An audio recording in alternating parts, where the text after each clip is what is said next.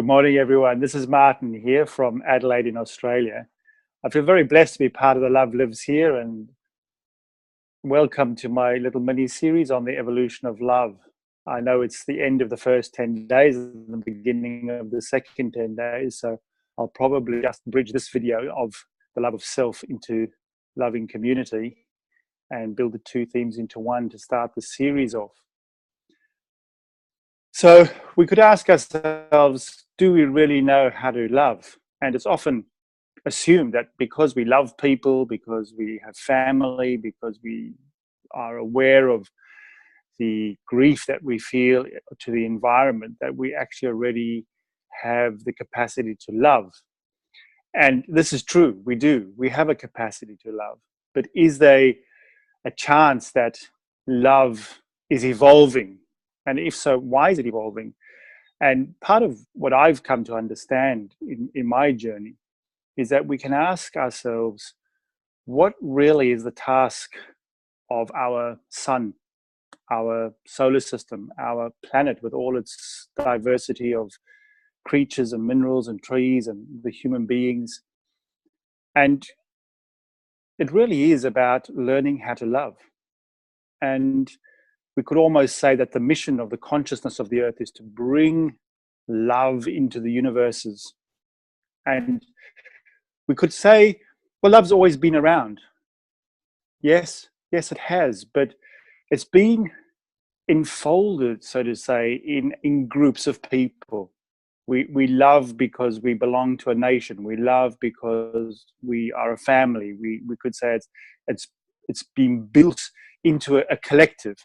And it hasn't been evolved fully enough yet for us to love out of a free choice. And this is part of the evolution. The evolution of our planet has been to allow the human being to grow towards being completely individuated. We live in a time where that individuation is reaching extreme proportions. We all can feel very isolated. Families are no longer in a harmonious unit, or if they are, they're becoming less and less. And we find that we live in situations where we have blended families, where we are being forced to embrace people just beyond our blood and genetic connections. We are being forced to feel the compassion towards others. And so if we take that as a possibility, that the evolution of our planet is also about the emerging evolution of human consciousness towards complete independence. We are cut off from spirit, we are cut off from nature, and many things have come from that, the wonderful society and the capacities that we have and the technology that we have. But we are being challenged to go beyond our own blood interests, our own national interests, our own community interests. But to do that, we have to, or not have to, but we can develop this capacity to love ourselves. Just about every tradition that I know of speaks of this. The Buddha speaks of, in his practice of metta, the first practice is to wish yourself well-being and health before you start wishing well-being and health upon others and the world around you. The Christ teacher also speaks of this. He says, love your neighbor as you love yourself. And the precondition of that is you have to love yourself first, or you could say the converse of that is, if you don't love yourself, you will find it impossible to love the other. But what is this love of self, and how is it evolving? Because if we've been individuated that far, and if we are very isolated from the community, the danger is that we can love ourselves for the sake of ourselves. We could say we can become very egotistic or selfish, and that we love ourselves, we wish ourselves well-being, and we develop ourselves, but purely for our own providence and purely for our own sense of success, and can just, in a way, love ourselves without really taking any cognizance of, upon whose shoulders we stand when we've come to that. And the other side of that, or the other possibility of that, is that we can love so much of the other people that we forget to love ourselves and become self-effacing. And somewhere in between that, we have to find a new development or a new evolution, an emerging evolution of our love capacity for ourselves. And this is really tuning in It's a way of tuning in for our health and our well-being, but it's also a way of tuning in where we can find our sense of the gifts that we bring, our true authentic self. We each have a destiny to bring some greatness, some beautiful gifts into the world, our creativity, and to tune into that and to care for that, to nurture that. I like to bring the example of if we want to lift a heavy log out of the way, we can't just suddenly go and lift it. We have to actually practice and strengthen our body to be able to lift the heavy weight. And it's the same with love. If we want to love ourselves, if we want to love others, we have to practice a little bit of really loving what it is that we can bring to the world. And this also requires us to take a deep look at all of the pains and hurdles and difficulties, possibly traumas that we've received, and to embrace them, to transform them into the raw material, into the strength of soul, to be able to stand fully and say, I am my authentic self, but I'm only my authentic self, not for my own benefit and for my own providence and my own well-being in the world, but I am stepping into being more me so that I can engage with the world, I can engage with the community, and out of my gifts and out of my pain and suffering, I can feel compassion. I can find the loving action, so to say, of what it is that I want to bring into the world. And so this evolution of love of self goes from being able to feel our identity because we belong to a family, because we belong to a particular village or country, being highly individuated, possibly even isolated within that family, feeling a little bit like the black sheep in the family or estranged from our community.